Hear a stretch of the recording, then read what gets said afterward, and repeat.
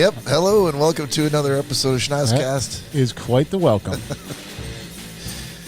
Your hosts for tonight, the Four Horsemen, Bob, Cory, Nick, and Todd. Tonight, or today, depending on where you're starting this. We got airing of Grievances. Yesterday. You're starting it today, but you're probably going to end it maybe a week from now. I think I'm putting it into the Mixtape Mashup umbrella. What you're going to talk about? Oh, yeah, sure. Yeah. Gentleman's agreement and Nick's existential question of the week. So, gentlemen, hello. Todd, how are you? I'm doing fan-freaking-tastic. Oh, I was about to say fabtabulous along with you, but you threw in a curveball. I did. Nick? I am mighty. And Cory. Oh, hey. Oh, hey. How goes it? Well, sir, going well.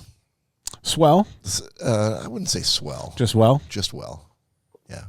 But if it Makes gets sense. if it turns to swell while we're on this podcast, I will let you know. Swell. I will make an announcement. All right. Let's see if I can get through housekeeping without screwing this up. If you're new to the podcast, thank you for joining us. You can catch us out here, new live episodes each and every week at Friday at 10:30 a.m. Eastern Time. You can. I'm really surprised it took you this long to try to do that to me. You can follow us on streaming services out on Apple Podcasts, Podbean, Spotify, Stitcher, or anywhere else where you get a podcast. You can also follow us on social media on Instagram, Facebook, and YouTube. Somehow I'll probably try to see if I can memorize the order of those that you're putting up on the screen. All at Schnozzcast. You can also email us at schnozzcast@gmail.com, or you can always call or text us anytime, day or night, at 618-SHOCKER. Always open. Shocker. The Shocker line. All right. Gentlemen, how are you doing with Christmas shopping plans? What Christmas shopping? So just like me, you are behind. I say Behind. it's Like a month away. Yeah, but I assume we're all smartly shopping online for this stuff and not standing in line at stores like a rube.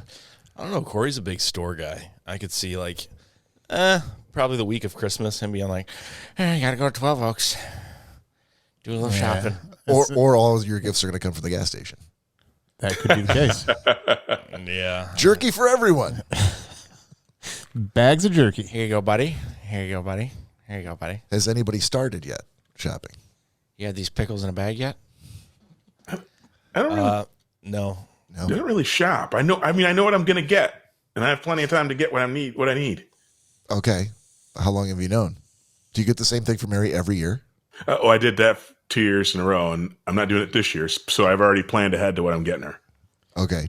Are you not doing the same gift again because you were told not to do that again? Well, I figured it out the hard way. Her response. Exactly. Set your Exactly. direction. Okay. Exactly. I got all pissy about it, and then in retrospect, I sat down and I'm like, "Oh no, I got her the exact same shit last year." Oh, you didn't realize that you were getting her the exact same shit. I didn't realize it until after I saw her reaction to each thing. Like she's like, "Oh." Todd, you can't get her a gift certificate for an hour of money love 2 years in a row. It's the gift that keeps on giving. I think all of us should be given those same gifts, though. That certificate for money love. I was saying 1 hour TD love. Yes. Salty and then balls. we have to record the reaction. It's funny that you with say our that too, phones. because here's the dumbassery of it. One of the things that I've gotten to Mary has always been a collector of things. And when I didn't realize it, but her dad had saved coins and whatnot, and so she always really liked collecting coins. Well, I'm like, well, I'll do something similar but different. So for 3 years in a row, one of her stocking stuffers has been I buy her 5 ounces of silver and a 5 ounce gold bar of silver and an ounce bar of gold, and so she's like, thank you. I thought you were going to say you gave her a handful of change. Todd's like, that's really just for me. I buy every year's new American Eagle. So again, it's a stocking stuffers, but I realized I got the exact same thing, and maybe 2 years in a row is a bit of an understatement. Now, do you guys get to release that in the backyard?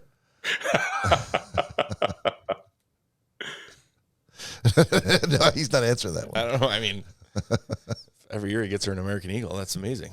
Yeah. You got to watch those chickens, though. Yeah. Also watch when you're starting up your helicopter. Oh, Indeed. Just a cloud of feathers. Indeed. Damn it. Another one. I'm not even really sure that I know exactly what I'm going to get, but I know that the shopping needs to start pretty quickly here. Yeah. Maybe we should make a collective effort to take a trip to FAO Schwartz all together.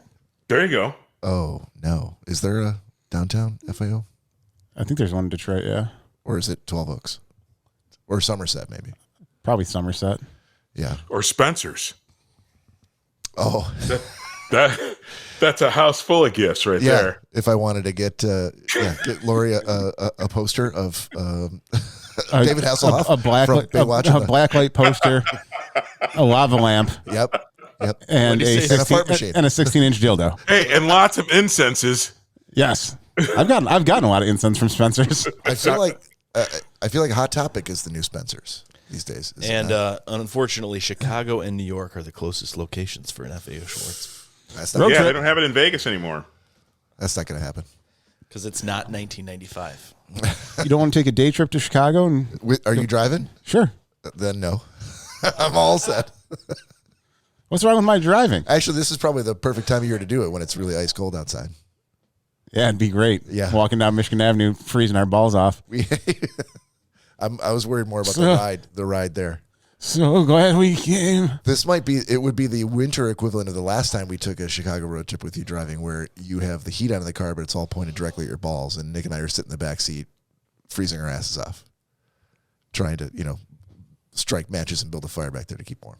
I can't help it that the heat wasn't getting back to you guys. Yes, you can, because it was pointed all at your nuts. Was that wasn't for Letterkenny, was it? Yes. You couldn't help it that the heat wasn't getting back. Well, I'm saying this would be the winter equivalent of that trip. I'm like, where instead of the air conditioning now, it would be I don't think that was a problem. Bob the air conditioning, yeah. Bob passed out from exhaustion on the window. It was from heat stroke. That's what I'm saying. Yeah. And he fucking hogged all the car's air conditioning to himself through one little quarter-inch hole in the window.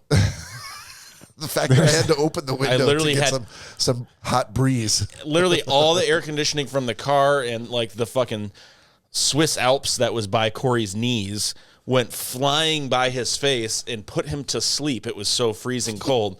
And me, it had the reverse effect. It actually pulled in heat from your speakers by my leg. So there was like 90-degree heat just coming up into my face and then wisping. I love how I'm the problem in this scenario. You were. I was sitting in the back seat. Shut the just fucking desperately window. Trying to get. You're like, dude, I need air. I'm like, oh, well, if you need air, then that's okay. I'll fucking die, and you can, as long as we can keep you alive, that's fine. Yeah, Nick spent all his time yelling at me instead of you. God, makes a lot of sense. There's nothing I could have done. Remember, Daniel's like, it's too cold up here, like insult to injury. Putting blankets over her legs. She's turning the AC down. I'm like, I will break your fucking fingers. Turn that up. And you're like, you guys got a little cold up here. I'm like, fucking, then point them back here. Why are there 15 vents pointed at your knees? There wasn't 15. What car has 15 vents? I was surprised myself, but it did. The Hummer limo. I actually remember he's like, I remember we're like, okay, well then it has to stay on full blast then. And you're like, that's fine. And I remember we're driving and Danielle was asleep and all of a sudden Cory's little shaky hand in his fucking shorts.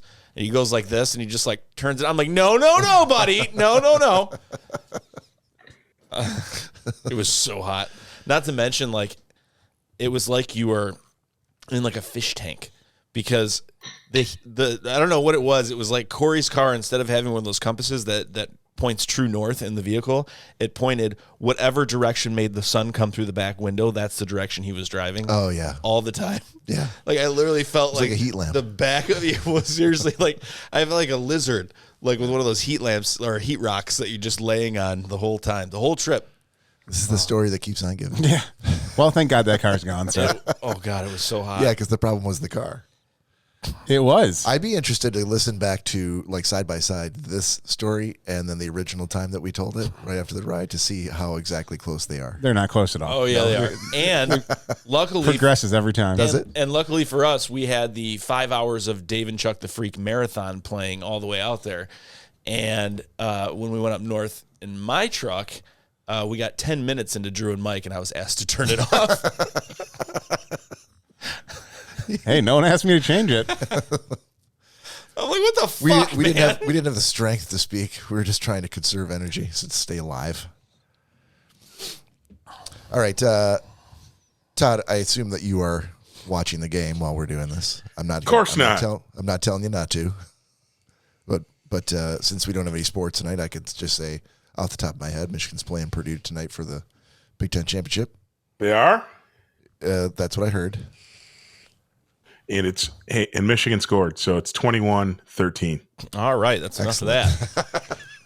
We, as we reiterate, we do not have anything on sports tonight. So. Yeah, but I want to keep Todd talking since he's got the mic and he's looking into the camera. So let's do the grievances for you, Todd.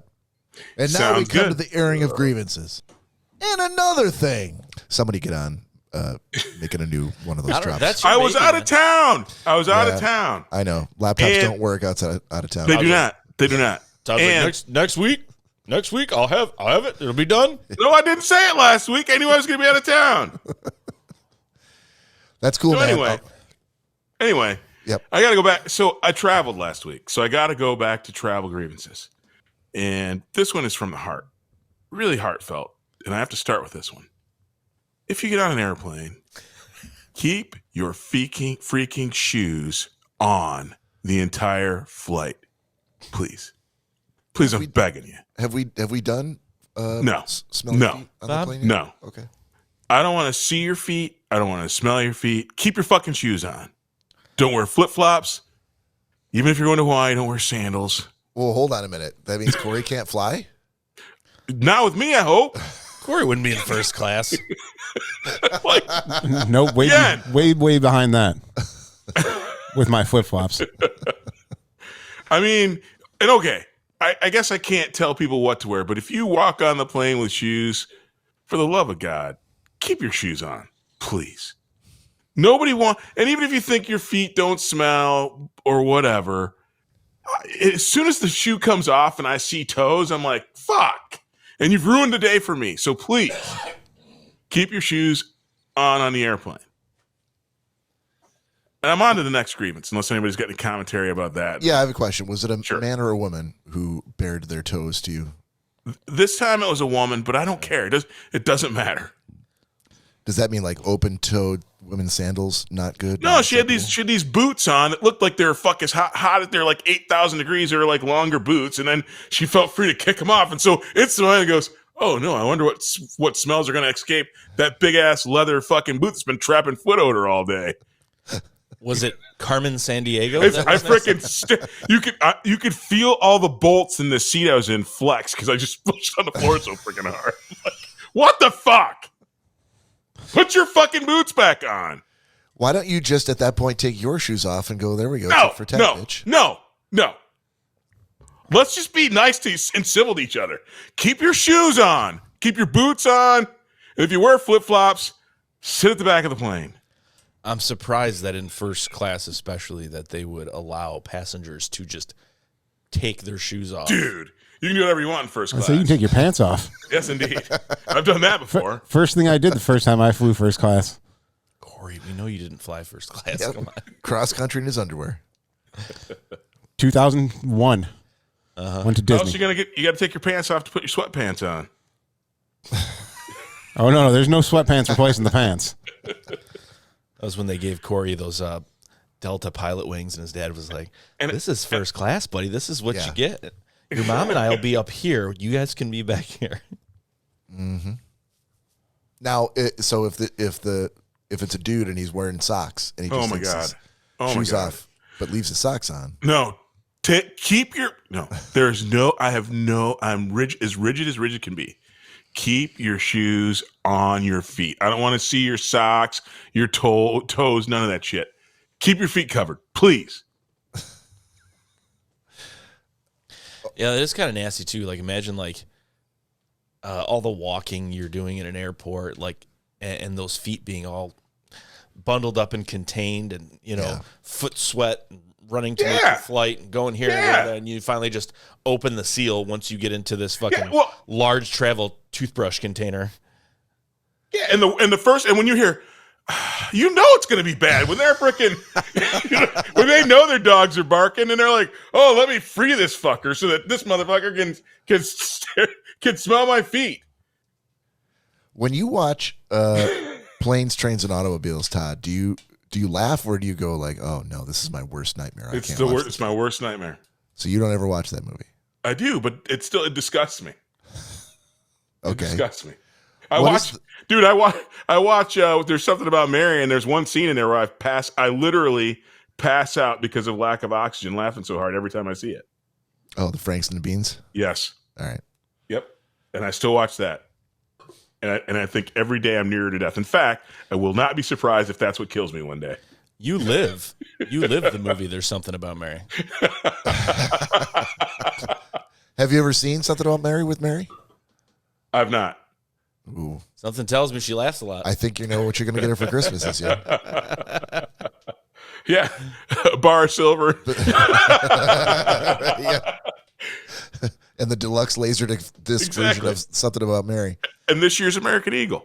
Wouldn't that be something if she was like secretly a homicidal wife, just lying in wait, and she forged all that silver into a knife one day, and that was the knife she used to kill you? Well, I might deserve it. So what's the one thing, Todd, that you do on a plane that gives you joy, gets you through the flight that probably other people don't like? Nothing. Like, do you show up with like a giant bag of peanuts? Nope. I don't eat on the plane. I don't drink on the plane. If I like sitting next to the window. I never ever get up. I will fly from here to Zurich and never ever get up to go to the bathroom. I don't recline my seat. I sit. I am the perfect airplane mate. You sit ramrod straight the entire flight. I do, because you know what pisses me off?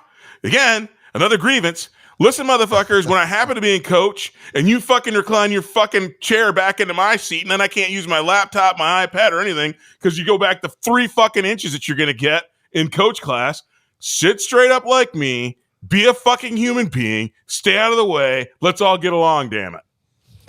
And take your shoes off. And leave your shoes on.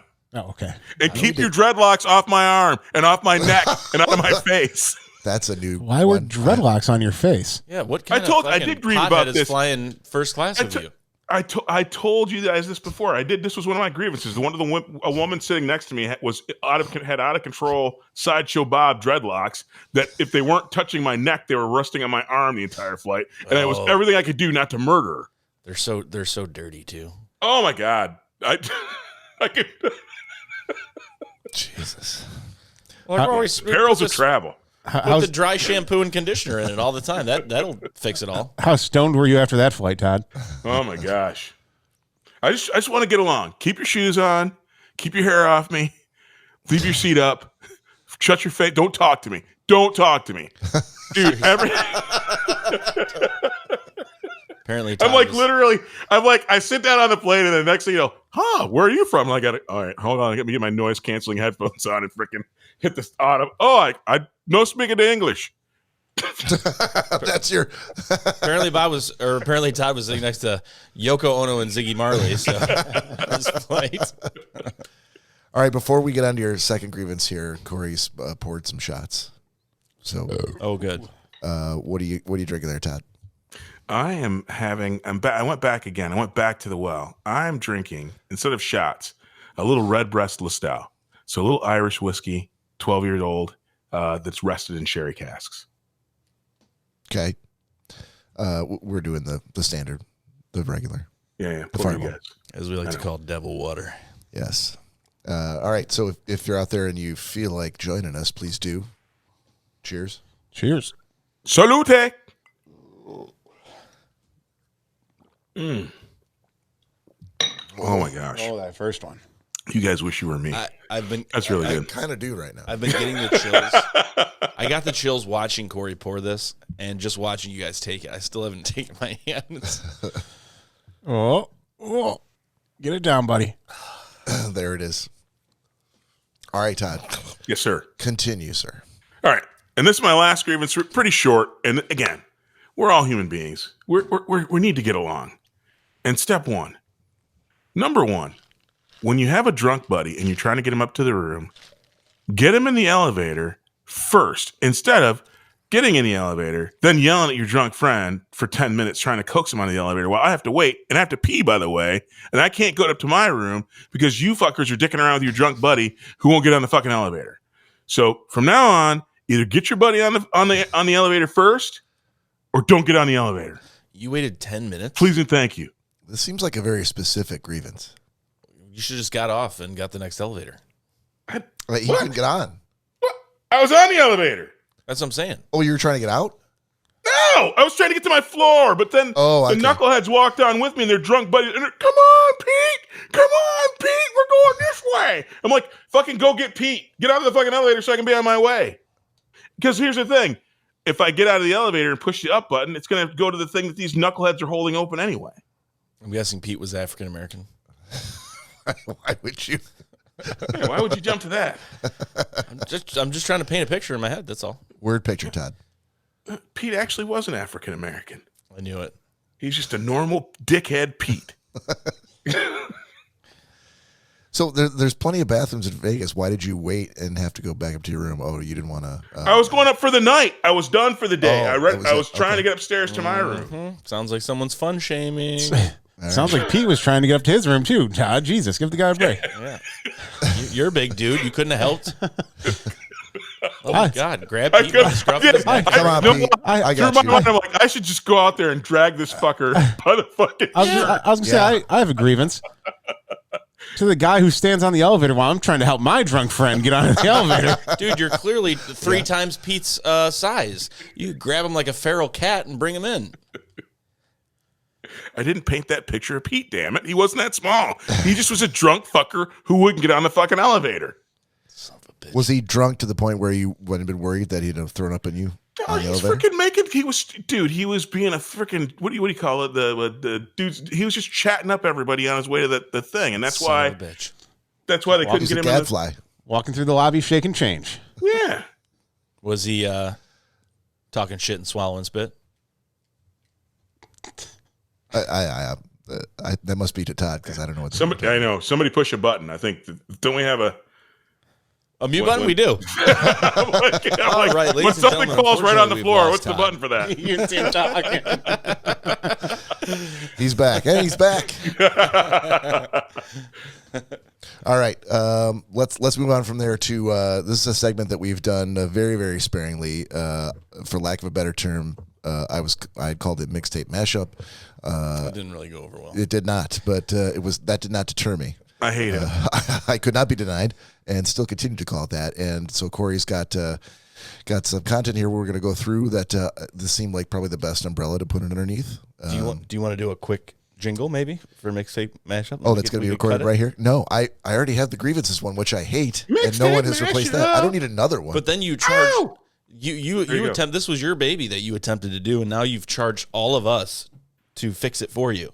Yeah. Can't you just have There's one? no fixing. Can't you just have one to yourself?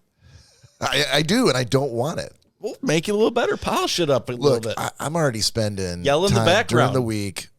Oh my goodness. Mixing the audio. Oh my Sure it's up goodness. to Podbean. I have to get up in the morning and open my eyes and stuff. Some of us have taken tasks blah, blah, blah. like theme music and drops that we're all still kind of waiting for. What are you talking about? I deliver. Clearly. I got 18 versions of TT's TikTok. Clearly, we didn't I need think we got that one covered. Yeah, that's absolutely covered. Clearly, Bob, if you took the original Yeah.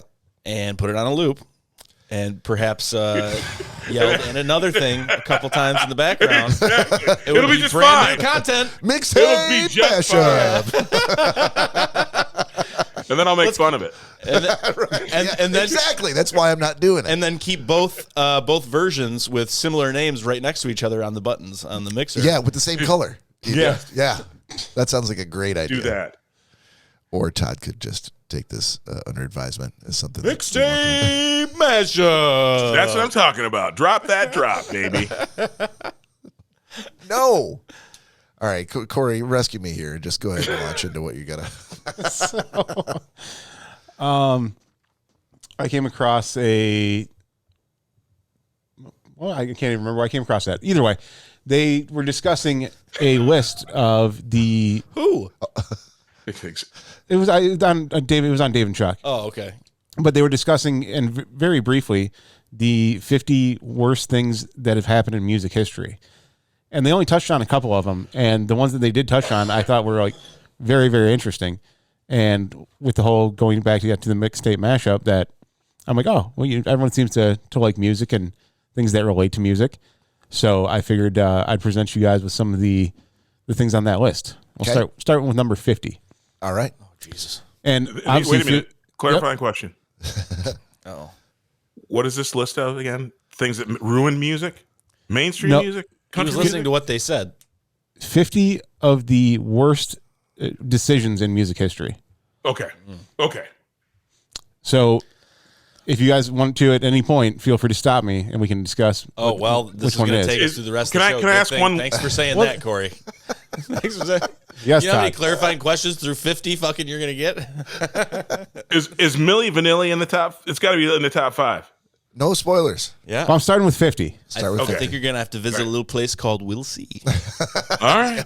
I can't wait to get to the end. All right, so number 50, Elton John Goes Disco, 1979. Hated it. I don't get it. Number 49, the Sex Pistols fire talented bassist. Oh, hold on. Whoa. So we're just reading the headline. Oh, you want me to go into it? No. I like where your head's at. Just the headline, and then if we want to discuss, then we'll discuss. Okay, cool. I don't think anybody had anything for the Elton John thing. I just wanted to Yeah, make I sure. said I If you didn't guys- get it. Yeah, we didn't understand. Well, those. so Elton John started off in rock and roll, and then during the disco craze, he drank the Kool-Aid and decided he was going to release some disco shit. But for context, can you give me an example of what he was rocking it, and then he did one song that everybody loved, and then he did the disco era song and everybody hated it. Can you help me with the contrast? yeah, there? he sang Saturday Night Fever. He did not sing Saturday Night No, Fever. it sounded like another artist, but that's how talented he is. He sang every disco song in 1979. No, he had a few disappointing albums. Sorry, Cory, I'm jumping in here just you're to fine. help. And so in order to kind of rebound from lackluster sales from 2 straight albums in a row, he's like, let me do what Rod Stewart's doing with like, Do You Think I'm Sexy? Okay. And the Rolling Stones are doing Walk This Way. Miss You. No, Walk This Way. No, that's Aerosmith. That's Aerosmith. So he decides to team up with some guy who was big in the disco world to make an album called Victim of Love. And it was a complete and total bomb. Is there a song that anybody knows from it? Bob's got it pulled up right now. He did Love Can Keep Us Together. You can't even see the screen. Every time I've ever tried to show the screen, he's always like, Everyone thinks it's What? it's the captain and Tennille, but it was Elton John. so doing hopefully both parts. That helps. That's where he was coming from and why he did it and why it did not help at all. In fact, it made things worse. So, sorry. No problem. Okay. Number 49, the Sex Pistols fire talented bassist Glenn Matlock, replace him with human rubbish heap Sid Vicious. Yeah, I'm familiar with the Sex Pistols. I'm not sure if Todd or Nick are, but I'm familiar with Sid 83. Vicious. Sid Vicious wasn't really a musician, I don't think. The guy they fired was, and Sid Vicious was just a shit stirrer. Yeah. And really, what kind of helped to tank their career? I don't know if that was necessarily his fault. Sid Vicious? It kind of sounds like they're laying it all on the human rubbish heap, Sid Vicious. I mean, clearly they didn't like him. Oh, yeah, I guess due to his heroin addiction and all that, he started bringing the band down. Who isn't? Who are you asking who it is? In rock and roll? Yes, Sex Pistols were part of the punk movement. 1977. Who are these people? This is pre-disco, Todd. No, I know that. I'm saying who wasn't on heroin or what was the... Oh, who was not on heroin? When did Elton John sing this? Yes, it was rhetorical. Yeah, I can't believe Elton John destroyed the Sex It was Pistols. a clarifying rhetorical question. None of those. Okay. Maybe just one of these a week, Corey. All right, get to 49. Exactly. You're not even on 48 yet. We're going to skip over some here because some aren't really that interesting yet. All right, yeah, you drive this bus. We're just Oh, passengers. Number 44, Justin Timberlake rips off Janet Jackson's top at the Super Bowl, and she's the one who faces a backlash. I assume that everyone saw that live. I did. Yes. I mean, was that not But- choreographed? Well, you didn't because it was the Super Bowl. There's no fucking way you're watching the Super Bowl. Was it not choreographed? Well, I think that's Yeah, it was staged. Right. So it's not his fault. I mean, it's not her It's not fault. well, and not for nothing. It's not like they made her homeless. Like, at the end of the day, it made her more famous. Bad press was good press. So It's too early for end of the days. We just started. at the top of the morning, it's still a good thing. All right. all right. 43, and Bob, I think this one's going to strike a chord with you. Ticketmaster introduces dynamic pricing system. Oh, they can go fuck themselves. He's cheating. He's looking at this link. You first world fuckers. When was the last time you saw a concert, Todd? Just a couple weeks ago, I saw Roger Waters. Oh, that's right. What'd you pay? Yes, for those indeed. tickets? And I saw a Slash before that. What'd you pay for those tickets? Get off my... A couple bucks. Okay, that's my point. You're not saying how much it is because it's an embarrassingly high number. Probably far higher than it needed to be. Corey, when was the last time you saw Roger Waters? Oh man, never. Hey, I'm actually going to see Yeah. Bruce. That's actually... Don't tell Mary. Bruce Waters? That's one of my Christmas presents for Mary. We're going to see Bruce. Oh, is that what you got her last year? No, I didn't get Bruce it. That tickets? last Well, year. you've This is gonna be certainly, new. I'm freaking changing it up, bros. Well, you've certainly sealed the deal on our question if Mary listens to the podcast. Oh hell no! I She don't doesn't. think there's- She does not like you. The anymore. podcast? She doesn't like what? What doesn't she like? You have to suss it out during at it. I have to do what? I don't think anything has been said that cuts deeper than what we just heard, which is where we announce what we're giving to our spouses over the podcast because we know that no one is listening. This is the best. No, we just know kept Mary's secret. not listening. Yeah, this is She's like like- walking out in like- the middle of the woods, 100 miles from anyone, and just shouting it out because no one's gonna hear it. No one's gonna hear this. Exactly. Well, Mary's not. Yeah, Turns out she doesn't care for you folks. yeah. Listen. Thanks. She I thinks put all I'm. of that, Todd.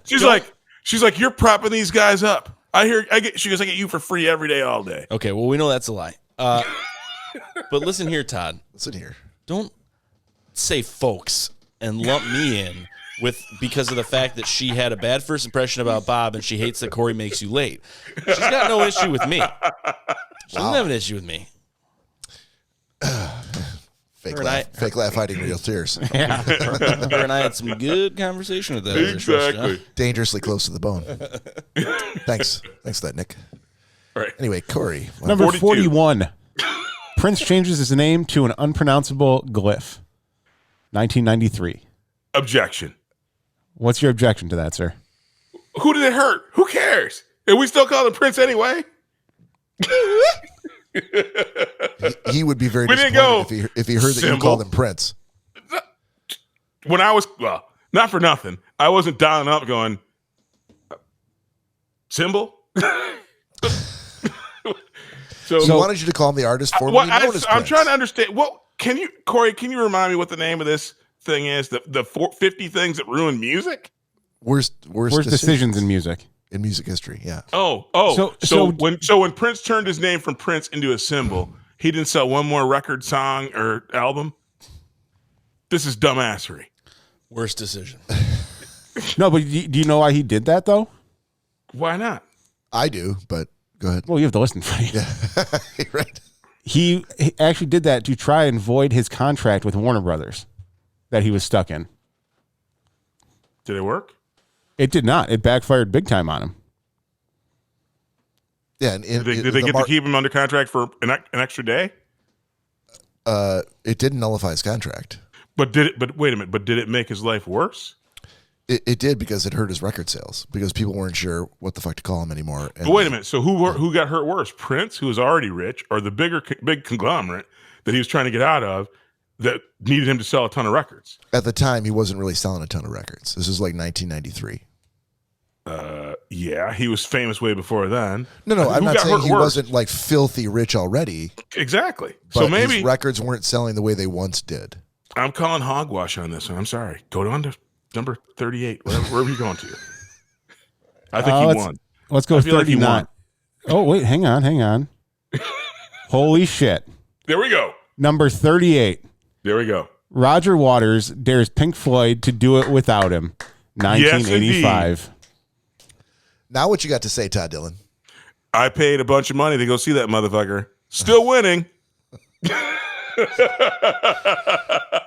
Okay, so maybe it wasn't the worst decision in Todd Dillon's history, but we're talking about music history here.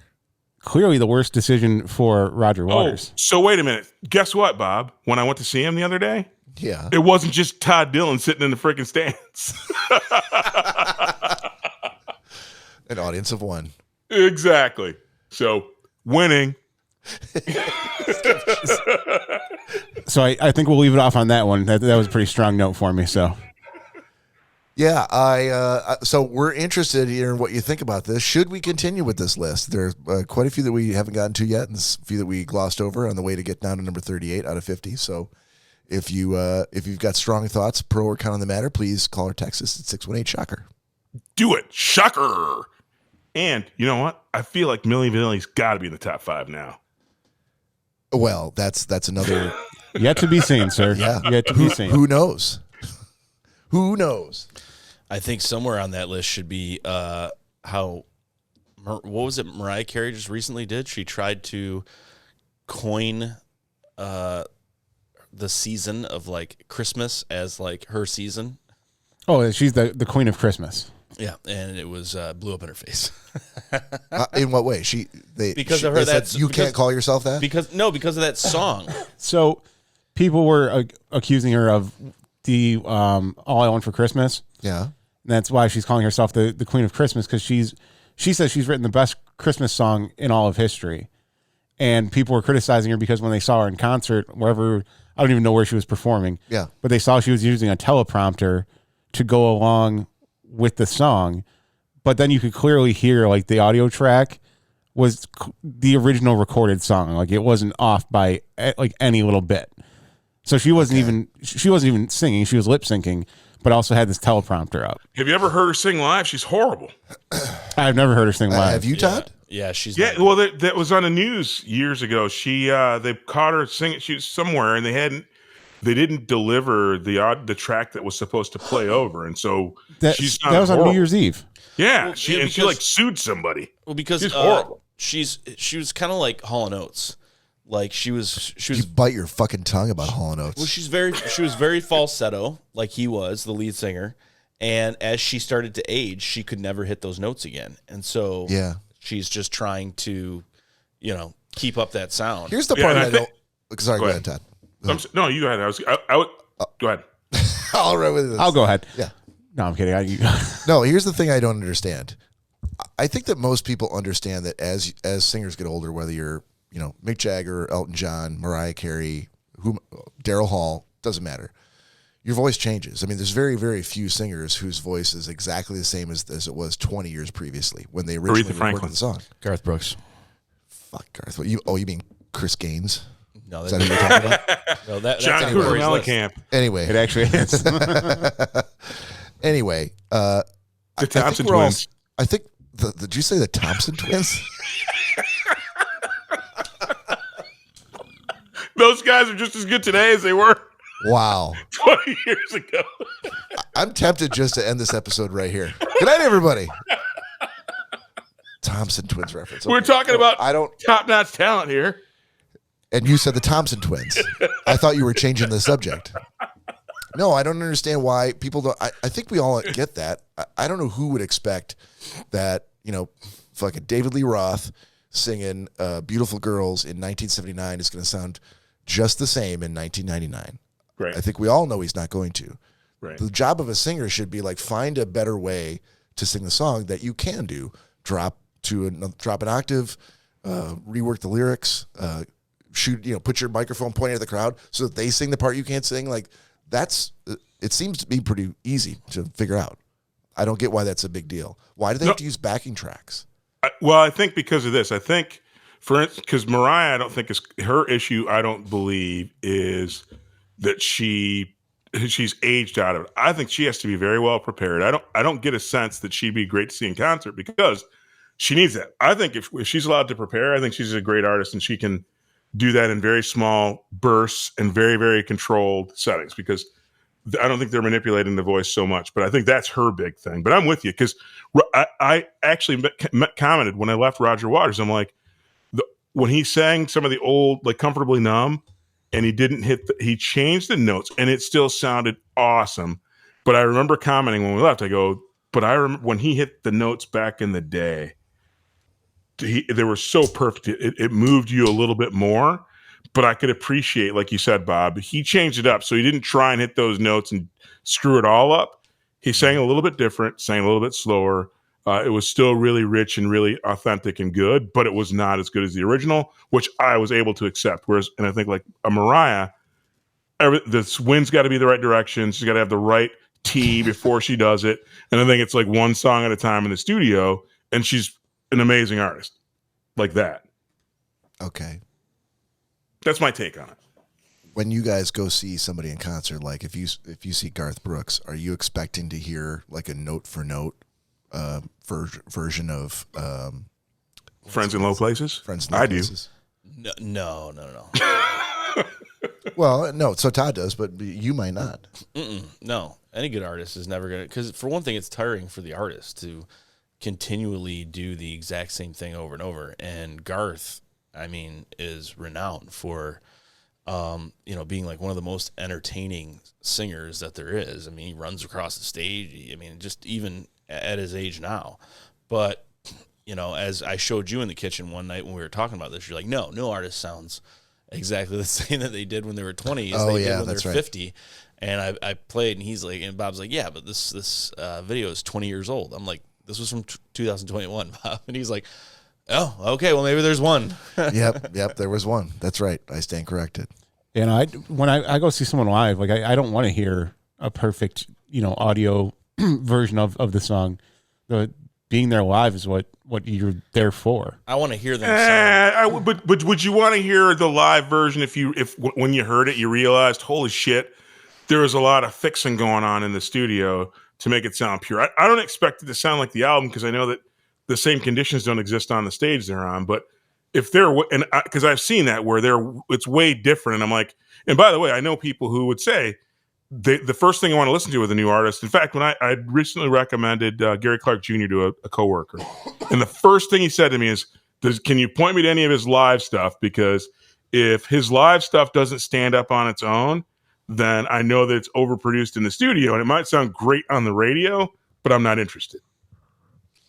Well, and I mean, to go along with that, I mean, I prefer live songs over listening to actual, recorded tracks from the studio. Any version or any genre of music, I've always preferred the live version. So that's usually what I'll play if I'm listening, Spotify or whatever.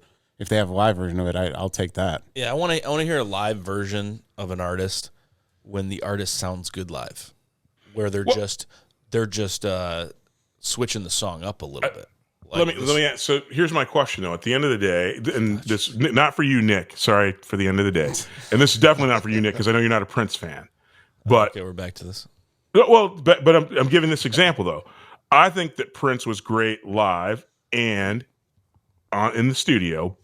But if the only live version that they had recorded of like Let's Go Crazy or whatever was his performance at the Super Bowl, which was bad weather, and it sounded like shit at the Super Bowl, if that was the only live rendition, if you judged Prince, the studio version was still amazing.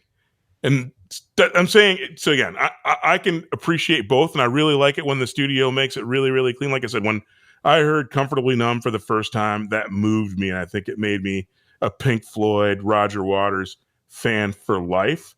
And so while it was still cool to hear the new thing, the original way I heard it is still the way that moves me the furthest. And maybe that's just me. Maybe I'm odd that way. Oh, I can agree with that. You're a little odd. I am. But yes, still odd. Odd Todd. Odd Todd.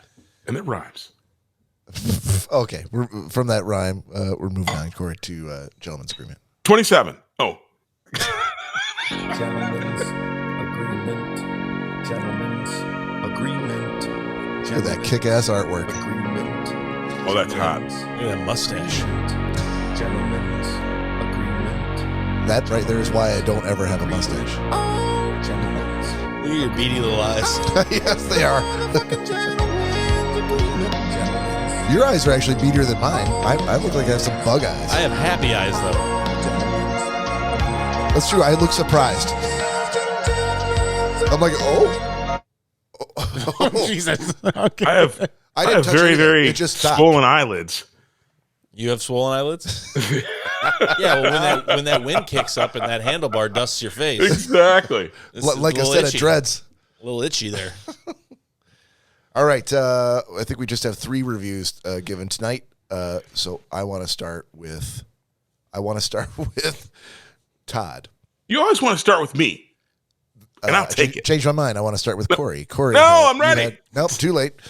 Cory, you had Dairy Girls. From Todd, yes. Todd. Yes, indeed. Dairy Girls on Netflix. It's a show. Oh, man.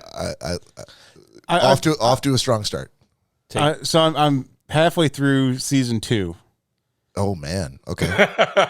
Now this is a British show, right, or a UK Irish. show? So there's only 6 episodes in the season, right? Cory's not a fan of UK Yeah. shows. So it's about a group of adolescent girls Yeah. that live in Derry, Ireland. Yeah. They go to a private boarding school and all this and that, but Derry is a lesser well-off area of Ireland. That even though these girls are somehow their parents are providing just enough to get them to go to this boarding school with a bunch of other rich kids, and so they really don't fit in, as well. There's this really funny nun in it that probably that's the one point I was laughing at the most, and I'm sure it would be a lot funnier if I could understand more than 2% of what the fuck they were saying. Cory had to use the subtitles. It's that hard in Letterkenny. No, oh my God, no. It's as hard as Letterkenny. No, Letterkenny, you can easily make out to this. I said, I guess I spent too much time in Ireland. Oh, dude, some of their accents were, and it wasn't that it's terrible. It's just how fast they talk sometimes, and the thickness of the accent. Like you could not make out what they were saying. Me at least. So, like I said, I'm sure it's hilarious. Because I know there were some funny parts I did pick up on, but to try and understand everything, yeah, it'd probably be best to watch with subtitles on. And I can't do the that. head nun. You said that head nun kicking out all the songs that had love in them. Just her overall demeanor about everything is absolutely hilarious. She's a straight ripoff from Cloud, the assistant manager in Cloud 9. If anybody's familiar with that genre of comedy. Nope. Cloud 9. No. Cloud No 9, idea what you're talking about. The U.S. sitcom Nope. with America Ferrera. Nope. Oh, you mean Superstore? That's it. Yeah. Cloud 9's the Cloud 9's the store in Superstore. Yeah, What is he Superstore is hilarious. And she's that nun is a ripoff of the lady assistant manager in Superstore. She's a ripoff. If you watch it again, it's exactly it's the same approach. They're like, we want to mimic this. Yeah, I guess I can see that now. Okay. But I guess the one line that really tickled the funny bone was when they were talking about going to Paris for their school trip, and she said she was going to be unable to go only because she finds the French freaking hideous. Exactly. And just the way she said it and the expression she had, it was absolutely beautiful. You talking about the main girl of the star of the? No, she's the nun. No, the way the nun said. Yeah. Oh, gotcha. Yeah, she's an ancillary character. Yeah, everything she delivered was absolutely great. Yeah. So just to be clear, you watched it without the subtitles? yeah, because you can't stand subtitles, and therefore you really couldn't understand what they were saying a lot of the time. There was a lot that I my God, okay. Gotcha. Guess it was funny. All right. It's like Peaky Blinders. Yeah, there were definitely, especially when Tom Hardy was on the screen in Peaky Blinders, I had to turn on the subtitles because I wanted to understand what he said. Did you find it relatable, Corey? Oh, yeah, it's very. Going to all girls. Oh, and there's the one guy that goes to the school too. Yes, that is awesome. He's a Brit, and they fuck with him every single opportunity they do. And the fact that his whole reason for being there, I think, makes me laugh the whole way. Because every time he shows up on the screen, I'm like, that's fucking brilliant. So I'm not gonna lie, I was very upset when he didn't get his chance with the Ukrainian girl. All right, no spoilers. I thought we said no spoilers. That's not a spoiler. Well, I might have been going like, oh, well, the Ukrainian girl. I wonder if they're gonna. Now I'm not gonna wonder. Oh, Exactly. Okay, sorry. Jesus Christ. All right, so I had to watch Dairy Girls from Todd. There you go. Exactly. Todd, There we go. Todd. Let's see. Nick's like, that's it. I'm done. I love it. I love it. This works out perfect. Does it? Does it work out perfect? If you didn't like it, you didn't like it. I thought you would. I love it. No. It was on my like, oh, I really would like to catch that at some point. So the fact that you assigned it to me was nice. The only thing I'm going to add to what Cory said, I'm not in season 2. I haven't finished season 1 yet. Haven't had the time, but I've watched, I think, 2.5 episodes. Yeah. And so Todd and I have worked out of Massachusetts with a number of people who are directly like full-fledged Irish, born and raised. They had come over to Massachusetts to work for the company that we work for, to do a stint of a year or more with engineering to learn about the product and how all the processes work. So when we would go to the bar after work, and the accents, some of the accents that these folks had were very thick. So I didn't really find it tough at all because of the same reason that Todd did. But that said, I was a big fan of the music in the show. It really worked for me. It has a good soundtrack. Yeah. Good soundtrack, and nothing huge, but a lot of stuff that was, in other shows or other movies, maybe from that era, because it wasn't set in present day. Right. But I'm definitely going to keep going with it. It was a good assignment, and I thank you for that, sir. Thank you. I'm glad. And again, like I said, I know that, and you're right about that. I've not only, to Bob's point, we've worked with people who are from Ireland. I've been to Ireland a dozen times. In fact, and one of my dearest friends, Emmett, if you're out there, know that it's you. He's not. But that's fine. When he gets drunk, his accent is so thick and he speaks so fast. But as long as I'm start drinking with him, at some point I catch up and like my brain is able to absorb it, and he makes me laugh. And this show makes me laugh because it reminds me, again, not the dialogue, but just the fact that they are speaking so fast. I'm like, holy cow, this is so, and the wit. And again, because the words that they use there, even if they are very vulgar here, the way that they use them is so turn of phrase, make you chuckle. I love it. So I'm glad you guys like it both a little bit at least. I'll take my C and my B from Bob. No, it's a good show. Like I said, it just if I had been exposed to the accent a little more like you guys have, to where I could understand it a little better. Like I say, I'm sure it'd be absolutely hilarious.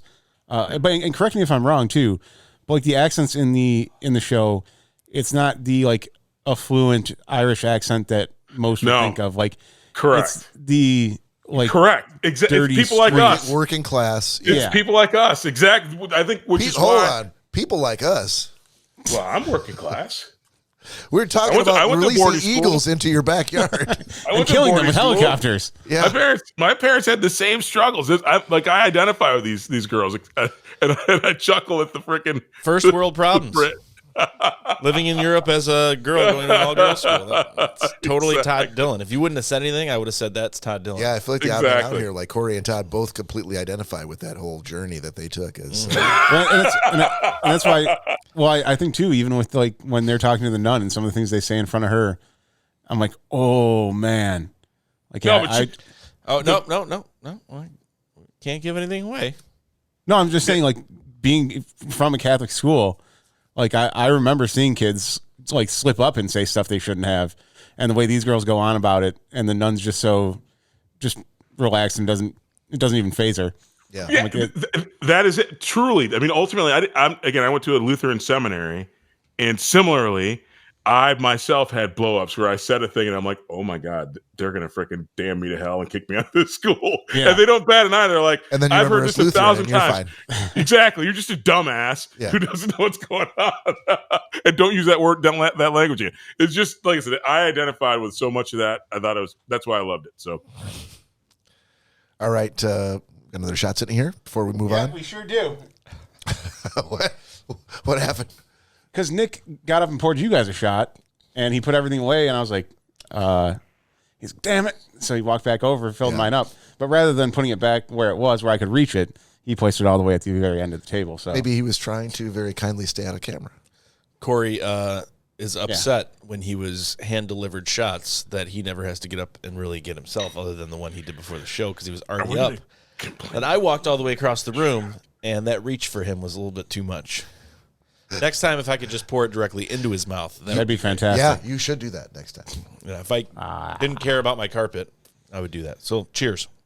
28-16, baby. I was Salute. just asked the score. Awesome. Sweet. Oh. Todd That didn't is want to say good anything. stuff. I didn't want to say That anything. is but good stuff. I didn't want to say anything, but Bob's had his shoes off this whole time. Oh, Yep. Fist with your toes right in the carpet. oh my goodness. Just feeling that shag. All right, Todd, you had Pepsi. Where's my jet? Yes. So I haven't had a Pepsi Jet? Cola Thank you. in a long, long time. And after watching this 4-part miniseries, I will never have Pepsi or a Pepsi product ever again. Wow. Those bastards. No powerful. spoilers. It's a documentary about how Pepsi doesn't honor their agreements when they set up contests for you. And I think I mentioned when I got assigned to me that I have a little insight on how people cheat on the ones where they do pay up a little bit of money. But anyway, Pepsi, Where's My Jet? Essentially is the story of a young man who figured out he was obsessed with trying to get the Harrier jet. He saw the commercial and legitimately thought it would be cool to win something, and the fact that he figured out a way or methodology to get it.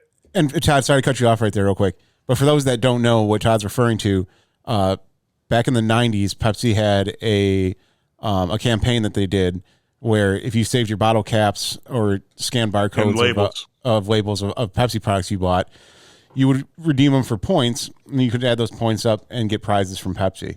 And the commercial they ran, it showed this kid progressively basically going through all the different levels of prizes they had, to the point where it was 7 million points, and it showed him landing in front of his school in a Harrier jet and getting out of it. And Pepsi stupidly did not put any disclaimer or anything stating that that was just an ad and it wasn't real. So this guy decides he's going to chase after that dream of getting the Harrier jet with 7 million points. Sorry, go ahead, Todd. Yeah, no worries. And literally, the thing that bugs me the most is Pepsi maybe rightfully at first thought that this was an attempt to steal, but he and his family actually tried to drink enough Pepsi to win that, to get the 7 million Pepsi points. And again, without spoilers at all, in order to have gotten 7 million Pepsi points based on the contest without purchasing them, someone would have had to drink 190 Pepsis every day for 100 years. Yeah, that's insane. So it's like, from that perspective, it's like the fact that he figured out how to do it, and the fact that he actually tried to drink the Pepsi. He and his and that's the funny thing. Him and his family like sucking down Pepsi Colas to try and get enough points to do it for some period of time before they gave up. Tells you how serious they were. And like I said, it makes me dislike the way that big corporations are able to get away with shit, and how we naively support companies like this who totally fuck people who don't deserve it, and never ever look back at the aftermath that's left. Because at the end of the day, I guess and I'm sorry to say it at the end of the day, I won't give any spoiler as to how it all turns out, but big corporations can really fuck the little guy and never ever have to see a repercussion for it. I just want to say that I've done a lot of commercials for the Pepsi, and I'm not gonna stand idly by while you trash and tarnish their good name. Exactly. Thank you, Michael. Thank you. Exactly. Well, it's Cindy you, Crawford Michael. being like, people still go to Halloween parties as Cindy Crawford from the commercial. Yeah, they had some real big names they spent a lot of money on. Indeed, Mr. Bueller. Mr. Bueller. Was it? I think they had one with before. Yeah, I think so. I thought that what's his name who played Ferris Bueller was. Okay. Yeah. I got it. All right. New assignments for next week. I got Cory. Cory has Todd, and Todd has me. I have you. Yep. We got. Bless America. All right. Cory, Yes. let's. Todd, should I continue with the UK vibe or continue with the Massachusetts vibe? Massachusetts. Up to you. Up to you. All right. Cory? Have you ever seen the UK version of The Office? Yes. Are you sure? How much have you watched of it? Several seasons. Several seasons. Yeah. Okay. Have you ever talked about it? What is it like? It didn't do anything for you? Same thing. You got to put subtitles on to understand what they're saying. No, I think with the UK version of The Office, you should watch that first prior to watching 100%. the American version of The Office. Yeah. Unfortunately, I did it ass backwards and obviously caught on to the American version of The Office before I caught on to the UK version. Okay. I think if I would have done it in reverse, I would have appreciated the UK version a lot more. Okay. But unfortunately, that's not how it happened. Okay. All right. You have Greg Davies, You Magnificent Beast. All right. Fantastic. All right. You want to go or you want Todd to go? Go ahead. No, Todd can go. I got to scroll back up here in a second. But Bob, have you seen The Sinner on Netflix? The Sinner? Yes. Oh, Yes, man. he did. I was just thinking, I'm like, I Yep. feel like someone probably And- assigned it to and me. he hated it. Really? Yep, he doesn't like to watch anything where people are murdered. The Sinner? Mm-hmm. Was this like real early? I don't see It's that not been on this around one. that long. Hold on. It sounds very familiar, but maybe I'm confusing it with something else. Hold on. Yeah, there's been so many serial killer shit that I've been assigned. Well, clearly it had a serial, or like someone being killed because Hang on. Well, can you check the SharePoint? I'm looking at it right now. oh yeah, I don't see it. oh yeah, I remember this. No, I don't think he was assigned this. Okay. The Sinner then. But again, if this is about serial killers, I'm just gonna. It's not, dude, that's not the theme. There's only like 5 people get killed. Well, again, the worst Bob, serial so killer Bob ever. can't- He's not a serial so I killer. didn't realize before this. I didn't realize Bob couldn't watch He's a a show casual where. killer. Well, and it's not a docuseries. It's not He's even a- based on a. It's not based on a true. He's story. an Neither was Dahmer. He's an Dahmer empath. was a movie. It physically. Yeah, but pains it's still him. based on Dahmer's true story. But by giving me this, you are thinking that everything you know about me already, that I'm gonna like this. Watch The Sinner, dude. These are fake no, people killing other people. This is not. This should not be devolving into like, watch this. I'm gonna give him another serial killer. Yeah, It wasn't this that should at all. It's a series that I think you'll like it. All right, The Sinner it is.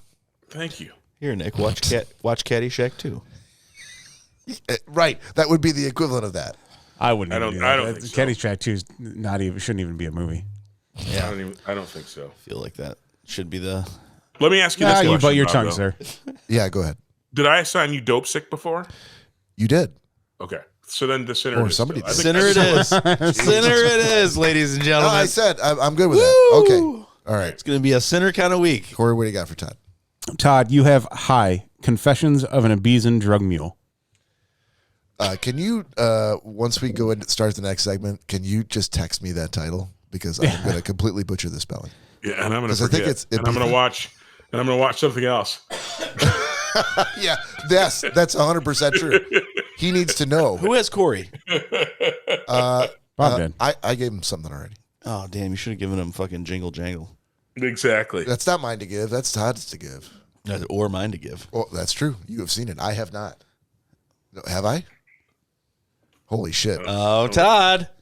So. Let's just assume I did. Tis- Yep, I see it right here. Tis the season. I have seen it. He's have gonna not- he's gonna like he's Oh, it gonna was like the amazing. sinner. I remember it like it was yesterday. You didn't see it. Todd and I are the only ones that saw it. He's God gonna like damn the it. sinner, and then I'll sign him Jingle Jangle next week, closer to Christmas. I was going to say, I forgot, fellas, I will not be here next week. You know what, Todd? I forgot to tell you guys, I watched it on my own time after No, the you glowing did not. review from Nick. No, you didn't. I did. I was so, well I played, was so sir. intrigued. God damn it. No.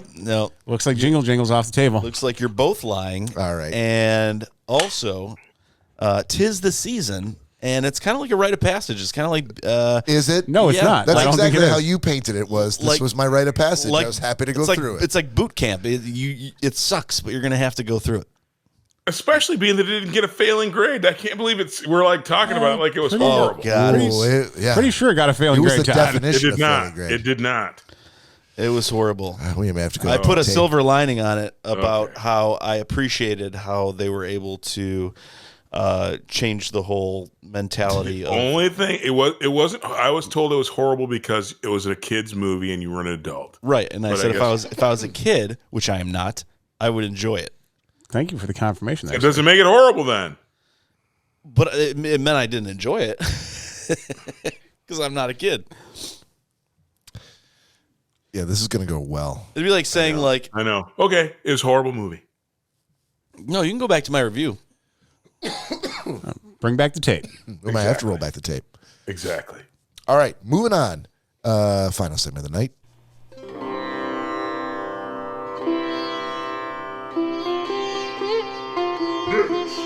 Existential question of the week. All right. Existence. I thought sure enough I'd finally be able to There's talk like 20 on my own versions of that one segment. too, and you always seem to hit the right button. Nope. So for this installment of Nick's existential question of the week, we're going to ask this question. What is the last guilty pleasure food that you indulged in that you didn't want really anyone to know or you haven't told anyone? Really not something you wanted to share, something only between you, yourself, and I. And God. And God. Yeah. And it didn't have to be super recent, but something that just sticks out to you like, yeah, I probably, no one probably needed to know about this. It was just a time by myself. So just clarifying question. You want us to disclose here for the first time to anyone? Not to anyone, to Oh, all so- 5 listeners. So, so you're saying Danielle could know about this, and It's not that they still could. qualifies. It's not that they couldn't, but it's not something that you'd really go out of your way to be like. I mean, this is a perfect Hey, place. We've already heard. I was that this is the kind of thing that we could just release like crazy secrets on that no one will ever need to hear because no one listens anyway. I was elbow deep in a bag of fudge last week. You know, like Yeah. it's something that you didn't go out of your way to tell people about. Right. But it happened. This occurred. Whether you had a couple drinks or you're a little smoky, and you were I like, don't know what that means. you were like, oh wow, Speak English. I ate an entire bag of pork rinds by myself. You know. Something like that. That's what I want to know for this week's existential question of the week. And yes, Todd, go ahead. What is your clarifying My question? clarifying question. I do. Are people going to hold it against us? Are people going to hold it against us? Oh, 100%. I can't speak for the vast audience that we have. I'm speaking just for me. Yes. Okay. 100%. Okay. I will hold All it right. against you. And I also want to know the And it can't be brought. Well, my other clarifying question is: Can we have an agreement where this won't be brought up to shame any of us in the future? In what way? That once we divulge our guilty pleasure. In what way did you expect that you'd be on the Schnozzcast and say something that could not be brought back up to shame you in the That's future? the whole point of doing the this whole point of podcast. our show. Yeah. Because this is an existential question. It's like Vegas. No, this What is happens in Vegas? This is the happens in corpuscles existential that run stays. through the lifeblood of this entire podcast, Todd. No, you are they asking stay, us what to happens in dismantle it existential from the stays core. and existential. I will say good job on using the word corpuscles because Yeah. I believe on the last episode I wasn't here. Yep, That was a deal it was. What? It was the thing. to use the word corpuscle. Yeah, That was the deal? I thought we were supposed to say ass clown 100 times. I know I did. But I'm Ass saying that was clown? the deal. I think that what was it? What was the thing that we were supposed to say? Ass clown. Oh, no. I'm not a part of any of these talks, so I don't know what they're talking Wait, about. I want to know what the hell Todd's talking about. I haven't been a part of any deal that's we have to say a word, so I don't know. So It wasn't a deal. It was something that was brought up on that episode. That It was a gentleman's agreement. oh, that we should introduce one word each episode. No. I think I just said like you dropped the word, and I said that's a $5 word. Like you should start well like done.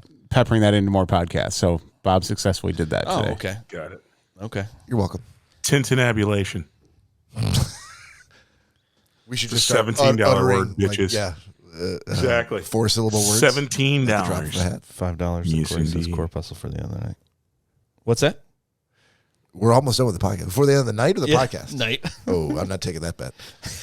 He's gonna be I like, would take that bet if I he's were gonna be you. like, Anyhow, so Yeah, you're not supposed to say it where he can hear you. to wrap it up, I went to the fridge and every corpuscle of my being was. My corpuscle. Yeah, you should take that bet. Yeah, you're not supposed to tell him. but maybe I didn't want to hear it.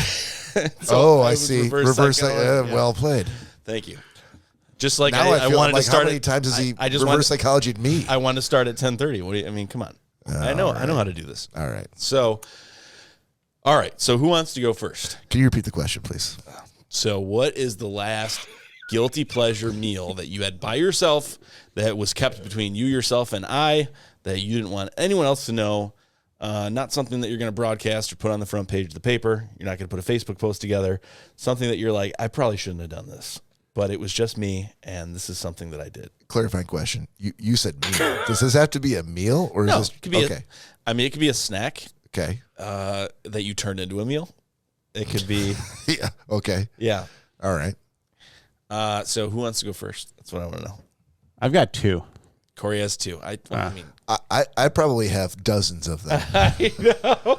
I have no shame when it comes to food, and I don't care who knows. I have no secrets to.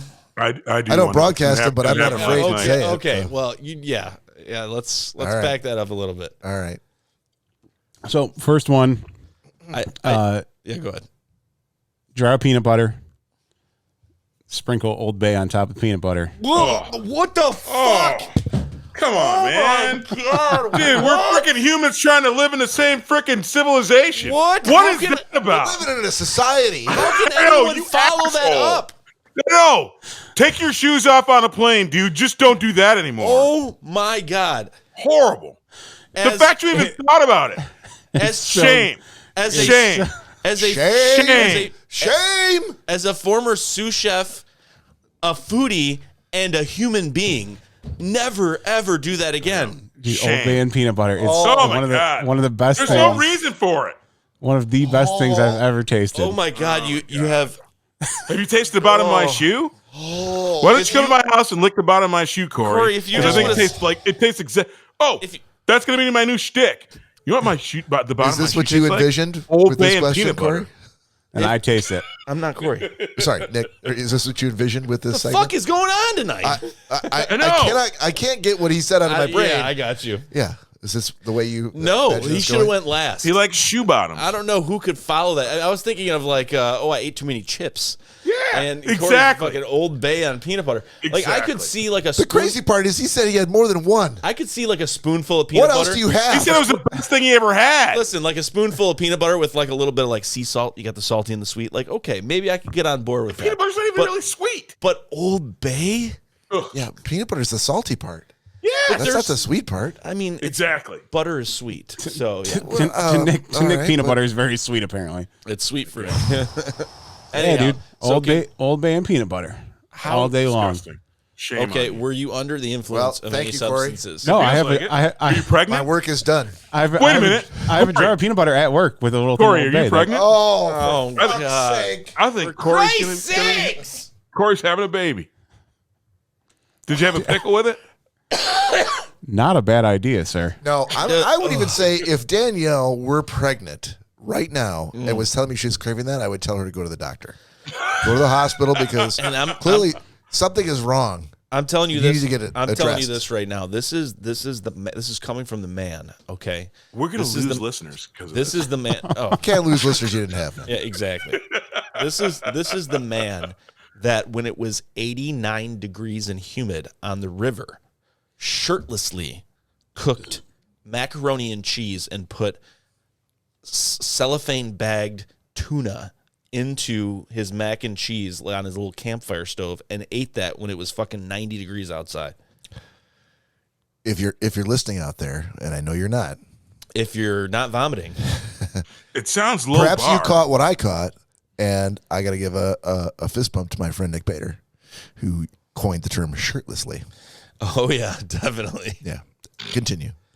But so, I mean, you would think that nothing would blow us away at this point. So peanut butter and Old Bay at work, sure, that's perfect. That makes perfect sense because hot tuna and cheese on the side of a river, obviously, Fantastic. yeah, didn't blow us away. But I'll follow that.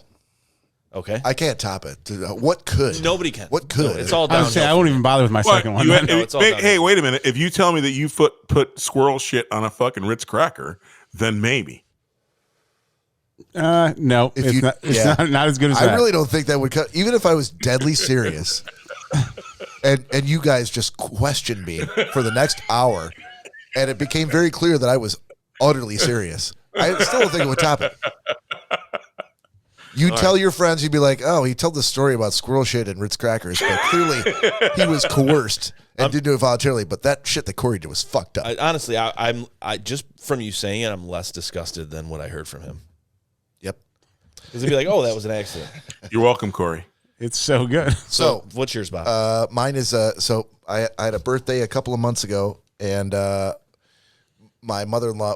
So I feel like have I talked about the Tower of Treats on this podcast? The who? No, All right, The so who? so The Tower of this Treats, was I thought I heard. years ago. like Bob's a dog. My so I'm divorced. My ex-wife's mother, who I still call my mother-in-law, She's awesome. Love her. this saint of a woman who still like her Christy's family has never treated me any differently, and that extends to Cory and his mom and sisters and everybody. Is this Nancy? Yes, Okay. she's Love not her. listening, but if she is, shout out to you, Nancy. Nancy! So she still to this day, and I'm 53. She still buys me Christmas presents. I don't even get Christmas presents for my own mother. She still buys me Christmas presents every year, and still wants to do not just for me, but also for her own kids, and obviously my kids celebrate birthdays. So when you get to in your 50s and you're like, someone still wants to celebrate the fact that you're alive and you've had another trip around the sun, like that's pretty amazing. Generally, when you have, and Cory, will you discover this? When you have kids, you become the least important person in your sphere of influence around, as far as the eye can see. No one gives a shit about you anymore. Oh no, because we did it to my dad. So Exactly. So the fact that somebody does, like, this is really amazing. I'm very thankful for it every year. So this year, she wanted to have a party, and she's like, "What do you want for your cake or whatever?" Now, years ago when my kids were small, she still celebrated my birthday just like she did with my kids.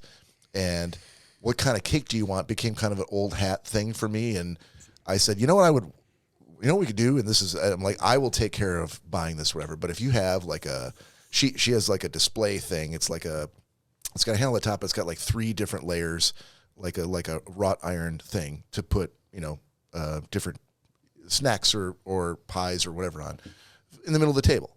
It's a 3-tiered thing. And I'm like, A what if serving we did- dish. It's not a serving dish as much as it's A what the serving fuck do you call it? stand. It's a stand, right, with 3 different layers. We could put 3 different like plates of whatever. Yeah, like a 3-tiered display. Thank you. Yeah. That's exactly what it is. And so I said, why don't we get like name brand treats like King Don's, Ho Ho's, Twinkies. King Don. You said King Dongs. It used to be called King Don's. No, it's Don King you're thinking. King Dongs. No, they were changed to Ding Dongs later, but originally they were King Don's. Google it if you disagree. Ding Dongs. Dongs. That's what it was. Ding King Dongs. That was Ding Todd's dongs. nickname in high school. I'm not touching that. I hope not. But like all the Dolly Madison type of treats that I grew up with, like let's do that and just have like a tiered, and we call it the Tower of Treats. And I have done that like almost every year for like the past 20 years. And my kids, my nieces and nephews who are at the party, they all look forward to my birthday for no other reason than the Tower of Treats. Wow. Because it's different from the cake that everybody gets all the time. Sure. And blah, blah, blah. I like This year, I'm like, you know what? We've done that the last couple of years. You know, the thing I haven't really had in a long time is, and it's my favorite when I was a kid, German chocolate cake. I knew you were going to say that. How'd you know that? Because I'm I German? just did. It's the first thing, dude. My mind went carrot cake. No, German chocolate cake, and then you said it. Love it. Okay. Carrot cake is I know another you popular well. one. She's like, okay, great. No problem. Old people I cake. did not realize at the time when I said this, and it was pointed out to me like a week later by Lori, that she's like, do you know how fucking hard it is to find German chocolate cake? Yeah, because you look like a woolly man. I have no idea. Isn't she gonna make it? She's like, yeah. No, to buy it. I'm not. I never say like Homemade German chocolate cake. German. Oh, no. I thought she was making. No. My mom used to make German chocolate German cake. chocolate cake. But it's not like buying a fucking apple pie. Like apparently, and I didn't know this, you can't just go out to the store and buy it. Like they are very hard to find. Indeed, because they're really, really shitty or really, really good. That is true. You can screw it up, but if Yes. you do it right, it's my favorite. Very, very good. So she ended up finding it somewhere, and I apologized up and down. I'm like, I had no idea how hard this was to find. She's like, yeah, it was a little difficult, but I love you. This is your German chocolate cake. I'm like, you're the best. So everybody enjoyed German chocolate cake. Now there were other Except things for your to kids. eat. They did. Kids don't So like this it. is where the story. I'm gonna try to wrap this up. Hopefully, some of us will be able to go. I'm going to try to wrap this up. So, German chocolate cake and some other things there because not everyone likes German chocolate cake. Yes. I loved it. I had a piece. A couple of other people did. A lot of people didn't. No problem. They were working on the Tower of Treats. I didn't have the Tower of Treats, but they had like a pie or there was something else there that they preferred. That's fine. But anyway, I was sent home with probably 3/4 of an actual large full-size German chocolate cake. Here's where it gets good. Yes. This Yeah. is where the story gets good. I think 36 hours later it was gone. There we go. I mean, That seems right. I would you cut, know that shit I to would get cut crusty. a piece the size of my skull and eat that and then go back and get another small slice and then like later on the day have another one. It was in a day and a half I had eaten. I'm not gonna lie. I was thinking it was going that was leading up to a one sit down that cake was gone. that's what I thought. The only thing preventing you It from doing almost that a was little- just a feeling of like, then I have to tell people I ate 3/4 of. I'm not gonna I'm lie. like, I should probably spread this out over Is several hours. Do you think he's kind of baby proofing this story for us? I honestly hope so No, because I'm actually a little disappointed Look, hold on. that it wasn't like, hey, I sat down that night. German and polished chocolate it off. cake done well is a very dense Do you thing. not know me? He's told me gluttonous moments that were much worse have I than ever that. held back in the vacuuming up the bean dip story? Have I ever held back? Well, but the it's thing- the stupid thing- shit that I've done. The thing is, I don't know because you could have had like a mommy talk before that. Are you like, saying that the other stories I've told were worse than what I told you because I held back? But if that specific night, like someone, names will not be said, Yeah. may have said to you, now don't forget, don't eat this all in one sitting. Like, you can't they just all have know. this No all one by ever yourself. said that to me.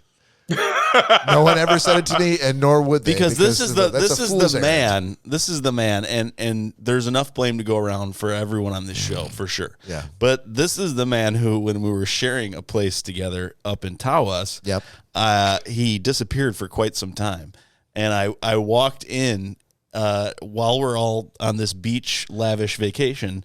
I walked in and he is on the couch with some sort of like old 80s movie playing, I believe it elbow was Roadhouse. elbow deep into a bag of potato chips. Oh yeah, Angrily eating them, and he looked at me as like if he aggressively eating them.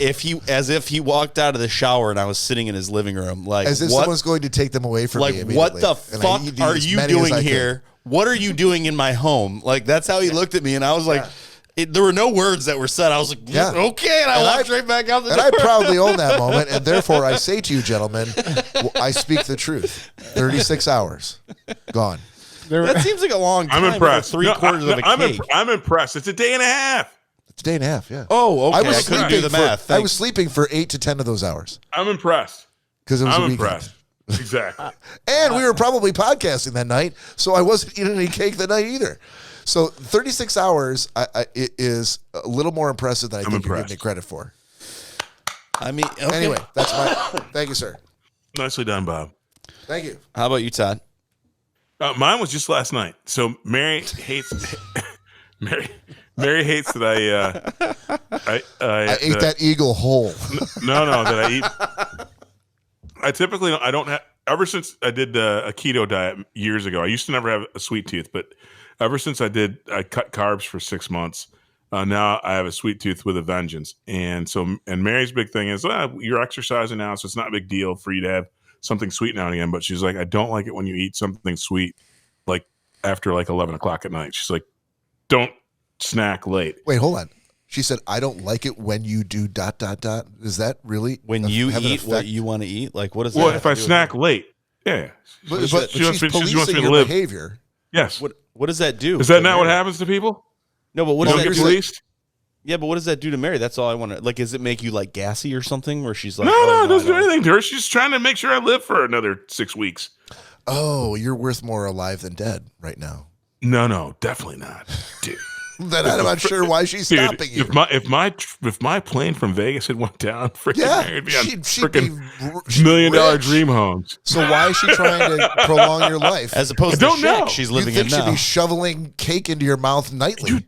You would think. Yeah. Maybe I'll shed my cloak of fame, because what I did is last night we had dinner and done eating at about 7 o'clock, and at about 11:30 I'm like, I gotta have something sweet, and I went into the pantry, and before I left, I had what would have been, because Hostess doesn't make them anymore, but our local bakery, Franz, makes a chocolate pie. Remember the Hostess cherry pies? Those little things with a little. It has a little sugary coating on the outside. I had one of the chocolate pies, and literally when I was trying, and Mary was asleep on the couch as I quietly tried to open it up. So she wouldn't catch me. You tried to secretly eat it? I did. And as soon as I ripped the bag, it's like, rip. She's like, what are you eating? And I'm like, nothing. That's hold on. You have a compound. Why would you go like 1,000 yards in the opposite direction, which is still your property? Go to the dumb and lazy. Right next to her ear. Yeah. That thick wax paper that you can tear through. No farther away than Nick and I are now. He's paper. Like, crinkle. Honestly, Todd, exactly.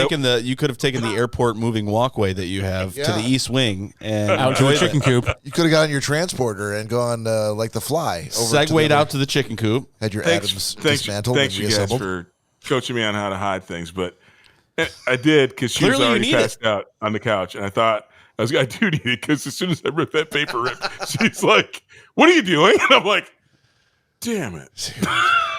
So this was like one little like a McDonald's apple pie size thing? Yeah. But in like cellophane. But it was at 11:30 at night, dude. Cardboard box or whatever. Right. Yeah. Some it's cold. It's not warm, but it was 11:30 at night, and that was my guilty pleasure. I think you could afford something a little better than that. Just so you know, Todd. It's not about the again, dude. I like the fillet of fish from McDonald's. I'm a simple man, dude. I'm a common. We were just talking about this earlier. The Dairy Girls. I'm just like them. Perhaps if you'd worked a little harder. Todd is an every enigma person's wrapped man. in a riddle. A man who loves the fillet of fish and yet has 17 different kinds of salt in his pantry. 17. Sorry, you're off by an order of 37. magnitude, sir. Yeah. You're still off by a lot. 17 are the number of TVs in his home. That's true. That's Todd, true. 7-Eleven now makes one of those pies in a Boston cream version. That sounds horrible to me. But can I? And because I was going to say, actually, but speak close to it though, Bob. My thing, like your German chocolate cake, is Baker Square French silk pie. Didn't you just do that? Are you doing a second one now? No. I didn't. Well, no, because you were saying like the thing that couldn't like my guilty pleasure experience. That was the question. Exactly, but when you said your German chocolate cake thing, where you had a skull-sized piece and then you kept slicing off little pieces, every time if there were a Baker Square in Washington, which there's not, and there was a French silk pie, I would have the same pathology as you, and that it wouldn't have lasted a full day. Are there Baker Squares anywhere? No. I don't think there are any, but we have Sherry's, which is very similar. They do like 40 different homemade pies at every store. So we have Sherry's is our Baker Square, and they do make a French silk pie. And I don't go there because that would have been my trouble. Because you would eat a whole French silk pie. Because they have French silk pie. Exactly. In 24 hours. Yeah. That's probably that's a good follow-up question maybe for next weekend is where are the places that you don't go because you know you would eat? Everything. Yeah. And you're like, that's probably not a good idea. I need to stay far away Those are from the places I go. Yeah. That's where I try and go. I don't know what you guys are talking about. I will take everything. Yeah. Well, you're the closer for this segment then. Yeah, mine's nothing fantastic. Like, I don't Old know. Bay and peanut butter? No, that's disgusting. It is disgusting. I would probably say around my birthday, it was my family, a lot of people, there's a lot of homemade stuff, between my grandma and my aunt and my mom. And there's a lot of good cooks in the family. And they're big in desserts and things like that. And I remember it was probably about a year ago. It was my mom had made me, and she'd been working at a bakery at this time, and she's a great cook, and she had made me a homemade key lime pie. And I think it was like one of the last desserts to come out because I don't ask for like cake and stuff for my birthday. And to Bob's defense, like it was. Why are you making me feel like shit for asking No, for cake? because I don't eat sweets. I'm more savory, sour. Oh, that's right. Yeah. Yep. So, Yep. And however the coin fucking fell, there was only like 2 pieces missing from this key lime pie, and I ate the fucking rest of that shit after it came home with me. That's what I'm talking about. I'm In like, one sitting? oh yeah. That's what I'm talking about. It's key lime pie. It's not heavy. It's just so easy. I could smash a fucking whole key lime pie by myself. If it's like homemade, fuck yeah. Are you kidding me? Yeah. A little bit of granola and some whipped cream. Like, come on. That's nothing. Yeah, I could easily do that Damn, myself. Oh, yeah. I'm really hungry. I kind of would like a piece of that. Oh right my now. god, dude! It had the shaved zest on top of the fresh whipped cream. Oh, it was phenomenal. Is You know that what's fun? Go ahead, Todd. No, I was going to say, for what I love key lime pie now, but for whatever reason, I thought I would hate it because I never liked lime candies when I was a kid. So I didn't have key lime pie for the first time until I was in my late 30s. Oh, And you were missing out all those years. I know, because like Nick just said, I could absolutely smash a whole key lime pie off. And the funny thing, Todd, is for years for my birthday, I've had either key lime pie. My mom made one time a sheet pan of like key lime tarts, which was basically just all key lime pie in a sheet pan. And my aunt has made several times, and my mom, what I like to call the perfect storm, which is a homemade key lime cheesecake, which is What the fuck? absolutely phenomenal because I love cheesecake. I used to always get cheesecake for my birthday. That's the only cake I would ever have. Okay. And then I love key lime pie, so I'm like, how about a key lime cheesecake? And it was had the like swirls of the cheese and the fucking lime. It was just fucking amazing. But as much as I've grown up loving this, apparently these 2 assholes that I sit in front of me never knew this. And they would have conversations about key lime around me as if I was allergic to it. And they'd be like, well, don't let Nick taste any because he's not a big key lime person. And they really didn't know. They had no clue. Hang on. Yeah. Let me tell you why we think that you're allergic Just to it. because of the ice cream thing. Yes. That was Because it. we stopped and you were like, nope, I feel like taking a nap. But Exactly. it was even before that. It was you guys had gotten some kind of key lime something that Cory picked up one day, and he was like, "Oh, here you go, buddy," and blah blah blah. And Bob really loves key lime pie, and I've never thought this. No. I said one that day- first trip we made in Tawas to go there, that was my sort of indoctrination into key lime. I had key lime stuff before, but never really, like after that, I started searching out key lime everywhere. Like, can I buy key lime yogurt covered pretzels? Yes. Yes, you can. Can I buy key lime saltwater taffy? Yes, I can. I actually have some in my house right now, and I would have brought them over for you if I thought you could eat them. But I know you can't. I appreciate So I that. kept all of See, them. brought them over for you. Do you see how this is going? Yeah, They because I think you don't like it because you're like, I feel like taking a nap and we're going to get key lime ice. We did get a very, very, very cold shoulder that trip. For people that are confused, we were on a vacation for 8 days, 8-day vacation. Yeah. And when it was time to go home, when everyone was hungover and just we had a 3.5 hour drive to go home, they decided, let's go window shopping and get ice cream. And I'm like, no, I could use the sleep. There was nothing like about no pie, no fucking ice cream. Nothing could have gotten me out of that car at that Yeah. time. But having heard what we did while he was sleeping, we got the greatest key lime pie ice cream we'd ever had. There was never any sort of statement by Nick saying like, sounds great. Wish I would have been with you. No. Had to get some sleep. A whole year went by. We went back to the same exact place, vowed to go there again. Nick never said like, yeah, I'd love to go with you. I'm just not. I'm not a. I'm not a key lime ice cream. Guy. That is why I don't associate with you as someone who loves key lime pie. Wouldn't you think that I'm just not an ice cream guy and not a key lime? I don't know why. All I know is I like key coffee. lime ice cream. I love coffee. He's expecting you guys to be reaction. women and delve deeper into why he doesn't like them. I Nice work, Nick. Those are dudes. They have dangles, not jangles. I love coffee, but I would never, ever be like, oh, God, I can't wait to drink this coffee. I thought you would dig deeper into my psyche and understand why I didn't want your key lime ice cream. All right, we're not. Nick. That is a level of control that we have that Todd doesn't. So I don't want to. But yeah, I love key lime. Moral And to that story. I get shamed for it all the time. I don't think we're shaming, unless you're I am. other people you're talking. Todd about. was Shame on totally you. shaming. Oh, okay. Well, that's fair. All right, and with that, that is the episode for the week. Please join us here next week. On behalf of Cory and Nick and Todd, this is Bob saying we'll see you next weekend.